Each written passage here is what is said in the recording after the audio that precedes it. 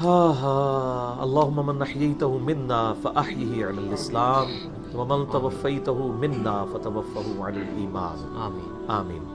کل نفس ذائقۃ الموت، یہ قرآن حکیم میں کئی دفعہ یہ آیت ریپیٹ ہوئی ہے کہ ہر جان کو موت کا مزہ چکھنا ہے، اور یہ بات بالکل طے ہے کہ ہر شخص کی موت کی جگہ، ٹائم، سیکنڈز تک اللہ تعالیٰ نے ڈیفائن کر دی ہے اس کی تقدیر میں، وہ آگے پیچھے نہیں ہو سکتی، نیور، ناٹ ایٹ آل۔ اور یہ جو بخاری مسلم میں آیا نا کہ جو شخص چاہتا ہے کہ اس کی عمر دراز کر دی جائے، اس کے رزق میں فراوانی ہو، وہ اپنے رشتہ داروں کے ساتھ حسن سلوک کرے، تو یہ بھی تقدیر میں لکھا ہوا ہوگا کہ اس کی عمر ہے 60 سال، لیکن یہ اپنے رشتہ داروں کے ساتھ حسن سلوک کرے گا، اللہ تعالیٰ اس کی عمر 70 سال کر دے گا، وہ بھی لکھا ہوگا، وہ 70 ہی ڈیفائن ہوئی ہے، وہ 60 کا 70 بننے کے بعد جو 70 ہے وہ اللہ تعالیٰ نے لکھا ہوا ہے، ٹھیک ہو گیا جی؟ تو یہ اللہ تعالیٰ کے یعنی فیصلے ہیں، قرآن حکیم بالکل واضح ہے۔ سورہ آل عمران میں آتا ہے کہ جب غزوہ احد کے موقع کے اوپر منافقین نے کہا نا کہ ہم نے اپنے بھائیوں کو منع کیا تھا کہ احد کے میدان میں نہ جاؤ ورنہ قتل ہو جاؤ گے، تو اللہ تعالیٰ نے فرمایا اگر ان کی موت کا وقت آ چکا ہوتا یہ خود کھینچے چلے جاتے اپنی مقتل گاہوں کی طرف، یہ اپنے آپ کو روک بھی نہ پاتے۔ پھر سورہ نساء میں آیا کہ تم اپنے آپ کو مضبوط قلعوں میں بھی بند کر لو نا، موت تمہیں وہاں پہ بھی آ کے جائے گی، وہ موت کو آپ ٹال نہیں سکتے، ایک لمحہ نہ آگے ہوگی نہ پیچھے۔ سورہ لقمان کے بالکل اینڈ میں آتا ہے نا کہ 5 علوم اللہ تعالیٰ کے ساتھ خاص ہیں، ان میں ایک ہے کہ کوئی جان نہیں جانتی کہ اس کو کس زمین میں موت آئے گی، ہاں اللہ تعالیٰ وحی کے ذریعے بتا دے، جیسے مسلم شریف میں حدیث ہے نبی صلی اللہ علیہ وآلہ وسلم نے غزوہ بدر سے ایک دن پہلے زمین پہ لکیریں کھینچ دی تھی بدر کے میدان میں، یہاں کل ابو جہل کی لاش ہوگی، یہاں عتبہ کی ہوگی، یہاں امیہ ابن خلف کی ہوگی۔ سر اب آپ عمر سیریز دیکھیں نا، وہاں آپ کو لاشیں پڑی ہوئی نظر بھی آئیں گی، ٹھیک ہو گیا جی؟ تو یہ آپ صلی اللہ علیہ وآلہ وسلم نے پہلے ڈیفائن کر دی تھی ساری چیزیں، تو یہ اللہ تعالیٰ نے آپ کو وحی کے ذریعے بتایا تھا، اللہ تعالیٰ بتا سکتا ہے اپنے پیغمبر کو، تو واقعی موت کا وقت مقرر ہے، وہ ٹل نہیں سکتا۔ لیکن اس پہ یہ بھی سوال ہوتا ہے کہ اگر کوئی شخص کسی کو قتل کر دے تو پھر اس کا کیا قصور ہے؟ وہ اللہ تعالیٰ کا ایک قانون ہے، اس نے مرنا تو تھا، اس میں کوئی شک نہیں ہے، لیکن دنیا میں اللہ تعالیٰ نے رولز اور ریگولیشن کے ساتھ دنیا کو جوڑا ہوا ہے۔ سورۃ البقرہ میں آیا کہ قصاص میں انسانیت کی زندگی ہے، سورۃ المائدہ میں آیا جس نے ایک جان کو ناحق قتل کیا اس نے پوری انسانیت کو قتل کیا، اور جس نے ایک شخص کی جان بچائی پوری انسانیت کی جان بچائی۔ لہٰذا یہ جو کوئی کسی کو قتل کرے گا تو قرآن میں ہے قصاص کے اندر انسانیت کی زندگی ہے۔ انسانیت 2 چیزوں میں چل رہی ہے، احترام جان اور احترام مال۔ اگر یہ 2 چیزیں نکل جائیں تو معاشرہ نہیں چل سکتا۔ گوروں کا معاشرہ ہم سے بہتر کیوں ہے؟ بغیر ریلیجن کے بھی احترام جان احترام مال ہے، جسٹس ہے، انصاف ہے، عدالتیں آزاد ہیں، جہاں پہ احترام جان بھی احترام مال بھی ہے۔ سالوں تک وہ ثبوت ڈھونڈتے رہتے ہیں، اس کے بعد بندے کو پکڑتے ہیں، یا بندے پکڑ کے غائب ہو کے مر مرا جاتے ہیں، ان کے رشتہ دار عدالتوں کے چکر کاٹتے رہتے ہیں کہ جی ہمارا بچہ اٹھایا گیا، نہ عدالتوں کو پتا ہوتا ہے نہ اور کسی کو پتا ہوتا ہے۔ تو یہ چیزیں تو پھر ظاہر ہے کہ ایک ریونج کریٹ کریں گی نا۔ ہم اس لیے کہتے ہیں عدالتوں کو آزاد ہونا چاہیے، عدالت سے اوپر کوئی نہیں ہونا چاہیے، عدالتیں آزاد ہوں گی باقی سارا سسٹم بہتر ہو جائے گا، ٹھیک ہو گیا؟ تو یہ یعنی اللہ تعالیٰ نے وقت مقرر کر دیا ہے، وہ آگے پیچھے نہیں ہوگا، اور آپ دیکھتے ہیں کتنے لوگ موت کے منہ سے واپس آ جاتے ہیں۔ حضرت خالد بن ولید رضی اللہ تعالیٰ عنہ 100 سے زیادہ مار کے لڑے ہیں انہوں نے، اور جب موت کا وقت قریب آیا وہ کہتے ہیں میرے جسم کا کوئی ایک حصہ بھی ایسا نہیں جہاں پہ کسی نیزے یا تلوار کا نشان موجود نہ ہو۔ یہ عمر سیریز میں انہوں نے ان کی موت کا وقت فلمایا ہے، ابو دردہ ان کے پاس بیٹھے ہوئے ہیں، اور وہ کہتے ہیں دیکھ لو اگر موت میدان جنگ میں آنی ہوتی نا ابو دردہ تو میرے جسم کا ایک حصہ بھی ایسا نہیں جہاں پہ کوئی زخم نہ ہو، اور میں ایک بوڑھے اونٹ کی طرح بستر مرگ پہ مر رہا ہوں۔ میدان جنگ میں نہیں شہادت ملی، شہادت اتنی آسانی سے نہیں مل جاتی انسان کو، وہ اللہ تعالیٰ جس کے لیے ڈیفائن کرے گا۔ باقی یہ کہ اللہ تعالیٰ نے ان کو ایک فضیلت دی کہ وہ اللہ کی تلوار تھے، ظاہر تلوار تو ٹوٹ نہیں سکتی تھی، تو جو لوگ اللہ کے لیے زندگی گزارے وہ عام حالت میں بھی مرے اللہ تعالیٰ ان کو شہادت کا رتبہ عطا فرما دیتا ہے۔ میدان جنگ میں جانے سے موت نہیں آتی، کتنے لوگ موت کے منہ سے واپس آ جاتے ہیں، اور سر ایئر کریش میں لوگ بچ گئے ہوئے ہیں، اور تو اور چھوڑ دیں جہاں پہ کوئی انسان امیجن نہیں کر سکتا، کئی بم پھٹتے ہیں، بندے مر جاتے ہیں، کسی عورت نے بچہ اٹھایا ہوا ہے، بچہ سیدھا سلامت مل جاتا ہے وہاں سے، یہ اللہ کے فیصلے ہیں کس کے لیے کیا زندگی رکھی ہے. وہ اسی لیے کہا جاتا ہے نا کہ مارنے والے سے جو بچانے والا جو ہے نا وہ بڑا ہے. یعنی وہ ویسے تو مارنے والا بھی اللہ ہی ہوتا ہے، لیکن وہ اس حوالے سے کہا جاتا ہے کہ دنیا میں اگر کوئی سمجھتا ہے نا کسی شخص کو مار سکتا ہے تو، اور اگر اللہ نے اس کی موت نہیں لکھی ہوئی ہے تو نہیں ہے. موت انسان کی زندگی کی حفاظت کرتی ہے سر. میری سب سے بڑی محافظ میری موت ہے. اگر میری موت لکھی ہوئی ہے نا 2050 کے اندر، پوری دنیا مل کے بھی مجھے 2049 میں بھی نہیں مار سکتی. آج 2018 میں تو تصور بھی نہیں ہے. اور اگر میری زندگی لکھی ہوئی ہے 2018 میں ختم ہونی، چاہے وہ ایئر کریش کے اندر ہو، چاہے وہ ہارٹ فیٹ کے ذریعے ہو، چاہے وہ گردوں کے فیلئر کے ذریعے ہو، چاہے برین ہیمریج کے ذریعے ہو، کسی بھی ذریعے سے ہو، تو کوئی اسے بڑھا نہیں سکتا. دیکھ لینا آپ پچھلے دنوں کتنا بڑا ایک واقعہ ہوا ہے. یعنی ہمارے پاکستان میں 3 ٹائمز جو پرائم منسٹر رہے ہیں نواز شریف صاحب، ان کی بیوی 1 سال سے زیادہ وینٹیلیٹر کے اوپر رہی ہیں. ان کے پاس پیسے کی کوئی کمی تھی؟ علاج کرانے کا کوئی ایشو تھا؟ سب کچھ کروایا ہے، بچا سکے؟ نہیں. غریب آدمی تو کہتا ہے پیسے ہوتے تو شاید بچ ہی جاتا. سر جن کے پاس پیسے ہیں وہ بچا کے بتاتے ہیں. موت کا وقت لکھا ہوا ہے سر، کوئی نہیں ٹال سکتا.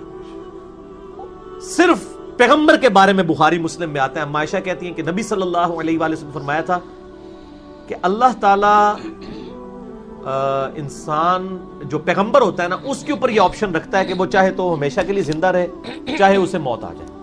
پیغمبر کے علاوہ کسی اور کے لیے یہ فضیلت نہیں ہے. اور کہتی ہیں کہ بخاری مسلم دونوں میں نے وفات النبی پہ مسئلہ 163 بھی ریکارڈ کروایا، اس میں نے بتایا تھا کہ عائشہ کہتی ہیں نبی صلی اللہ علیہ وآلہ وسلم اپنے موت کے وقت بار بار اوپر سر مبارک یعنی اٹھاتے تھے اور کہتے تھے اللہم الرفیق الاعلیٰ. تو کہتی ہیں میں نے جان لیا کہ حضور اپنی صحت مند زمانے میں کہا کرتے تھے کہ موت کے وقت نبی کے اوپر پیش کیا جاتا ہے، چاہے تو وہ دنیا میں رہے چاہے اسے موت آ جائے.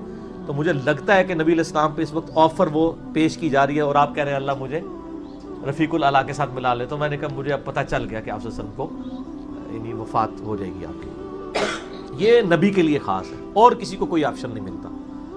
وہ بخاری مسلم میں موجود ہے نا حدیث، حضرت موسیٰ علیہ السلام کے پاس حضرت اسرائیل علیہ السلام. اسرائیل کا لفظ تو یعنی تفسیر تبری میں اور یہودیوں کے ہاں ملتا ہے، یہ یعنی اہل سنت کے ہاں بھی رناؤنڈ ہے. اصل میں لفظ ہے ملک الموت. دونوں لفظ ٹھیک ہے. ملک الموت علیہ السلام حضرت موسیٰ علیہ السلام کے پاس گئے، انہوں نے آگے سے تھپڑ مار دیا، ان کی آنکھ نکل گئی، انسانی شکل میں آئے تھے. تو وہ اللہ تعالیٰ کے پاس شکایت لے کے گئے کہ تو مجھے اس شخص کے پاس بھیج رہا ہے کہ جو مرنا نہیں چاہتا. اللہ تعالیٰ نے فرمایا اس کو جا کے کہو کہ تم جو ہے وہ بیل کی پشت کے اوپر ہاتھ رکھو، تمہارے ہاتھ کے نیچے جتنے بال آ جائیں گے نا اتنے سال بھی زندگی تمہاری اور بڑھا دی جائے، سینکڑوں سال. حضرت موسیٰ نے کہا اس کے بعد ان کا اس کے بعد موت. کل نفس ذائقۃ الموت، موت تو سب کو آنی ہے، ایک ہی ہے جسے موت نہیں آنی. یا حی یا قیوم برحمتک استغیث، اے خود سے زندہ اور ہر چیز کو تھامنے والے، باقی وہ سب کو موت آنی ہے. تو انہوں نے کہا پھر بعد میں آنی ہے تو ابھی کیوں نہیں؟ موت نہیں کوئی ٹال سکتا سر، ورنہ پیغمبروں کے لیے ٹل جاتی. وہ پیغمبروں کو جو آفر بھی لگائی گئی ہے وہ یہ نہیں ہے کہ ہمیشہ زندہ رہیں گے، نہیں، قیامت تک. قیامت میں تو سب کو موت آ ہی جانی ہے، ٹھیک ہے نا. اور پھر ایک وہ وقت بھی ہوگا جب اللہ تعالیٰ پوچھے گا لمن الملک اليوم، تو کوئی جواب دینے والا نہیں ہوگا، سب کو موت آ چکی ہوگی، سارے فرشتے، جنات، انسان، مخلوقات. اللہ خود ہی جواب دے گا للہ الواحد القہار. سورہ المومن میں آتا ہے آج کے دن اس واحد قہار کی حکومت ہے. پھر اللہ تعالیٰ پوچھے گا کہاں ہے آج وہ جابر حکمران، بڑے بڑے بادشاہ کدھر ہیں؟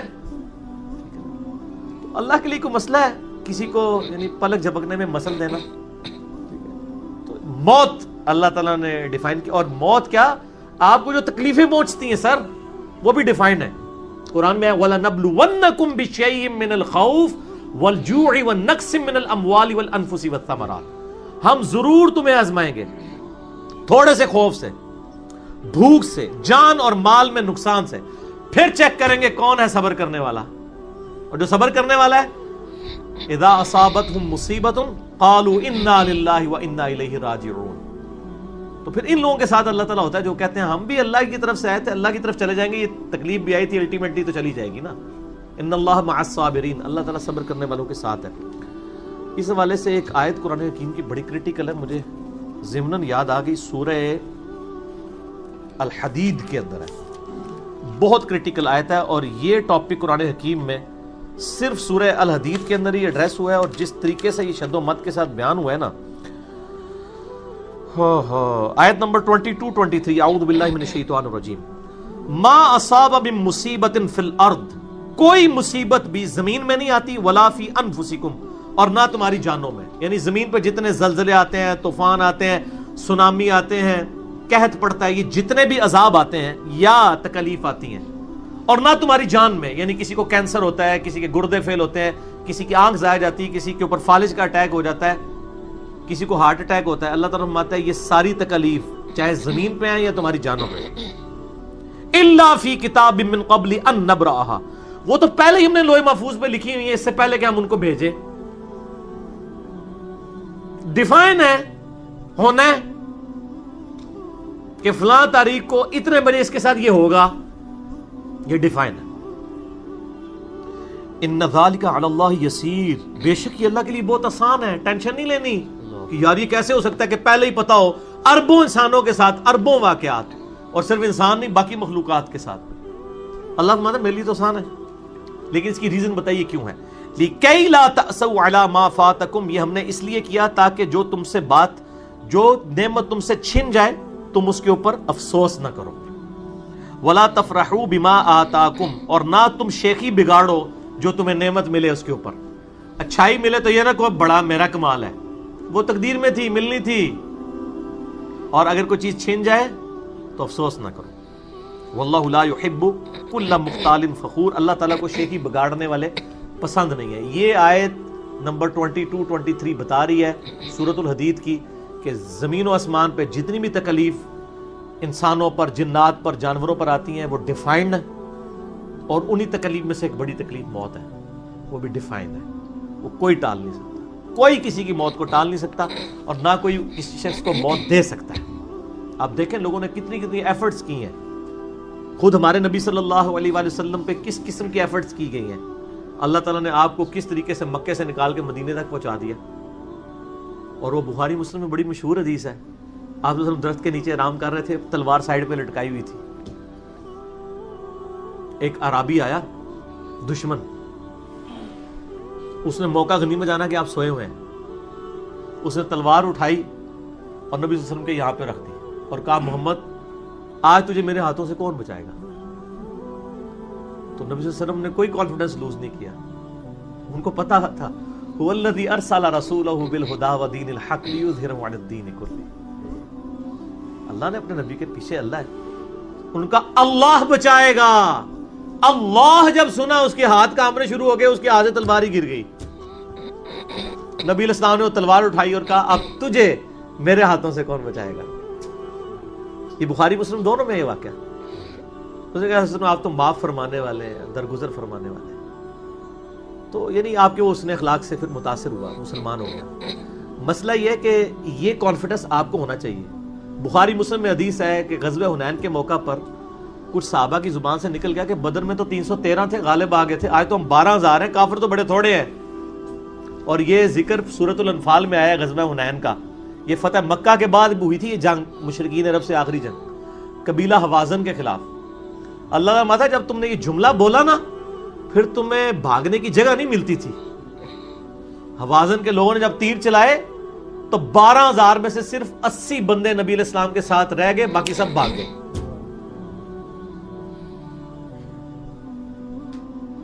اور صحابہ کہتے ہیں، بخاری مسلم کے الفاظ ہیں، میں نے حضور کی معجزات والا جو لیکچر دیا ہے مسئلہ 131A-B-C-D، اس میں بتایا کہ نبی علیہ السلام اکیلے آگے جا رہے ہیں، انا النبی لا کذب انا ابن عبد المطلب، میں نبی ہوں اس میں کوئی شک نہیں ہے، اور میں عبد المطلب کا بیٹا ہوں۔ یہ رڈز پڑھتے ہوئے آپ صلی اللہ علیہ وسلم اکیلے آگے جا رہے ہیں، اور آپ صلی اللہ علیہ وسلم نے زمین سے یوں مٹھی بھری کنکریوں کی اور یوں کافروں کی طرف، اور فرمایا چہرے مسخ ہو جائیں، آنکھیں اندھی ہو جائیں، اور سب کی ہو گئی، مسلمانوں کو فتح ہو گئی۔ اور اسی کا ذکر ہے وما رمیت اذ رمیت ولکن اللہ رمی، اے نبی جو آپ نے کنکریاں پھینکی تھی وہ آپ نے نہیں پھینکی تھی، وہ اللہ نے پھینکی تھی، یعنی اللہ کا پیچھے ڈیوائن ڈیسیژن تھا۔ تو کافروں کے خلاف فتح ہو گئی مسلمان، یعنی نبی علیہ السلام کا کانفیڈنس لیول یہ تھا کہ اکیلے جا رہے ہیں، یہ نہیں دیکھ رہے کہ ہزاروں لوگ میرا ساتھ چھوڑ گئے ہیں، اکیلے فرنٹ سے لیڈ کر رہے ہیں. جن لوگوں کو یعنی اللہ پر یقین ہوتا ہے نا، ان کی یہی حالت ہوتی ہے، اور یہی صحابہ کرام کا یعنی یقین کامل تھا. اس لیے آپ دیکھیں نا، آپ عمر سیریز میں دیکھیں گے حضرت خالد بن ولید جنگ یمامہ میں جب مسلمانوں کو شکست ہونے لگتی ہے اکیلے آگے جاتے ہیں. جنگ یرموک میں بھی ایسے ہی کرتے ہیں. تو جن کو اعتماد ہوتا ہے نا، وہ پھر فرنٹ سے لیڈ کرتے ہیں کہ موت ٹال نہیں سکتی. موت کیا، تکلیف بھی جو آپ کو پہنچنی ہے، اور سر اسی کے ساتھ آپ زندگی گزار سکتے ہیں. اس کے بغیر آپ زندگی نہیں گزار سکتے، کڑ کڑ کے مر جائیں گے. آپ کس چیز کو کیٹر فار کر سکتے ہیں؟ ہم یقین کریں صبح سکول بچوں کو بھیجتے ہیں تو دعائیں پڑھتے رہتے ہیں.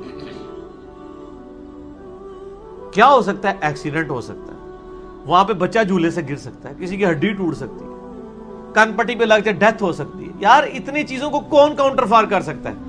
اللہ. تو اللہ پہ توکل کریں، اور جب تکلیف آ جائے انا للہ و انا الیہ راجعون. صحیح مسلم میں حدیث ہے، نبی صلی اللہ علیہ وآلہ وسلم نے فرمایا جو شخص تکلیف کے وقت فوراً پڑھ لے انا للہ و انا الیہ راجعون اللہم اجرنی فی مصیبتی واخلف لی خیرا منہا، اللہ تعالیٰ اس کو اس کا بہتر نعم البدل عطا فرما دے گا. میرے یوٹیوب پہ کلپ بھی ہے اس دعا کے اوپر، مصیبت اور پریشانی کے حوالے سے یعنی بہتری کے لیے دعا، یہ کر کے لکھیں تو آپ کو کھل جائے گا. یہ آپ کو مشکات میں کتاب الجنائز چیپٹر میں پہلی جلد میں دعا مل جائے گی صحیح مسلم کے حوالے سے. ام سلمہ کہتی ہیں کہ جب میرا خامن فوت ہوا تو میں نے یہ فوراً دعا پڑھ لی، انا للہ و انا الیہ راجعون، ہم بھی اللہ کی طرف سے ہیں، اس کی طرف لوٹ کے جانے والے ہیں. اللہم اجرنی فی مصیبتی، اے اللہ مجھے اس مصیبت میں بہتر اجر عطا فرما، واخلف لی خیرا منہا، اور مجھے اس سے بہتر بدلہ عطا فرما دے. کہتی میں دل میں سوچ رہی تھی کہ اس سے بہتر مجھے خامد کیسے مل سکتا ہے؟ ابو سلمہ سے بہتر تو انسان حضور کے صحابہ میں بھی کوئی نہیں ہے.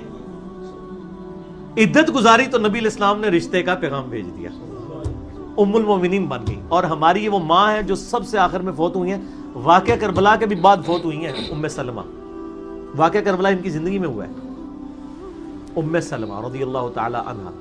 تو یہ دعا یاد کریں، انا للہ و انا الیہ راجعون. اتنا حصہ تو قرآن میں ہے، باقی صحیح مسلم میں اللہم اجرنی، اللہم اجرنی، یہ جھٹکے سے پڑھنا ہے. اللہم اجرنی فی مصیبتی واخلف لی خیرا منہا.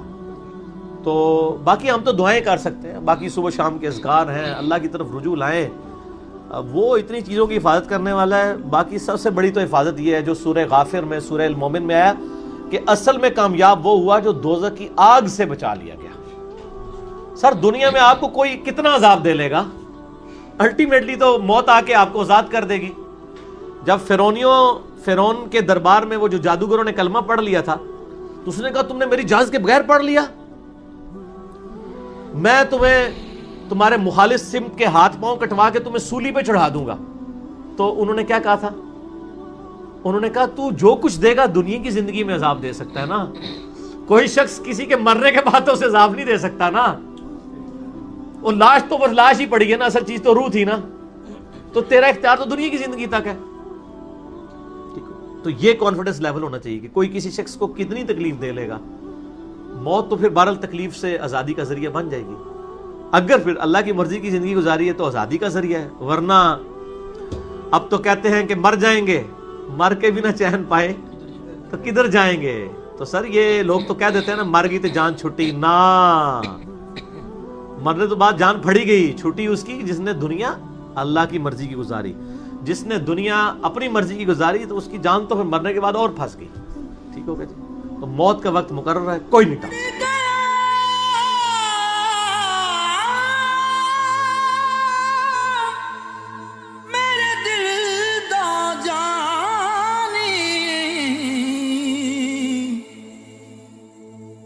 میں ککھوں وانگر رل گئی، پھلاں نال نازک جندڑی میری وچ کنڈیاں دے رل گئی. غم سجنا دے مار مکا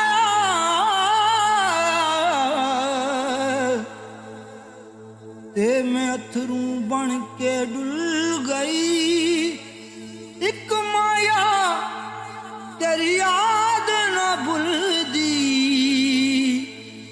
باقی ہر شے جگ دی بھل گئی۔